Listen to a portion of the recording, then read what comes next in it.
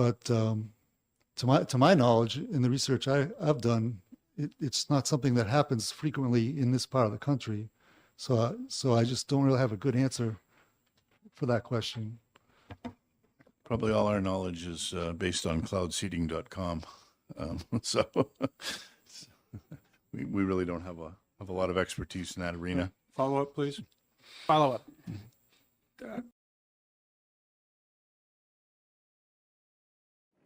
The Department of Environmental Services, Assistant Director of the Air Resources Division, on February 11th at a hearing for a recent bill, said, I would note that this is an issue that is a concern to many citizens. It's not in your packet. It's a video, so I didn't want to send you screenshots. It would be a waste. But I'm going to send you this email with all the timestamps on it afterwards.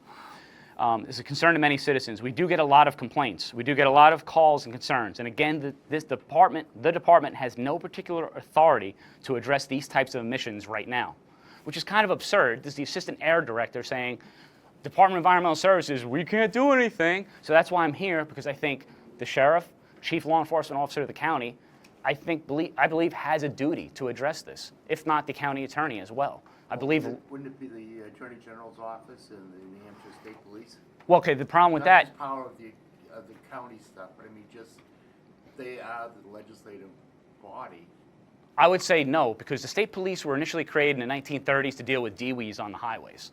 So as far as I'm concerned, they really don't have anything to do with the sky. But maybe nowadays they have. They got their own planes. They've got.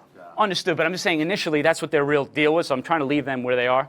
The Attorney General is appointed by the governor. So that's a political position. The county attorney is elected by the people. It's popularly elected along with the sheriff. So I believe they have more of a tie to the people than a political appointee. I mean, I had to sit down with Attorney General Formella over the COVID-19 scam a couple of years ago, and that went nowhere. So I've lost faith in that office entirely, to be quite honest with you. So that's why I'm here. But on January 30th, 2024, at a hearing, it was actually the bill I put in for the geoengineering, a representative had put an amendment in to say that we'll use the Air National Guard to monitor these planes and figure out what's going on. So Chairman Bose said the following. So I did receive an email from Warren M. Perry, who is the Deputy Adjutant General of the Department of Military Affairs and Veteran Services. And he says, we do not and cannot support the provisions requiring us to review reported violative flights using flight tracking software to determine time and location of the plane's passage. We are also concerned about the requirement to issue notice to federal agencies.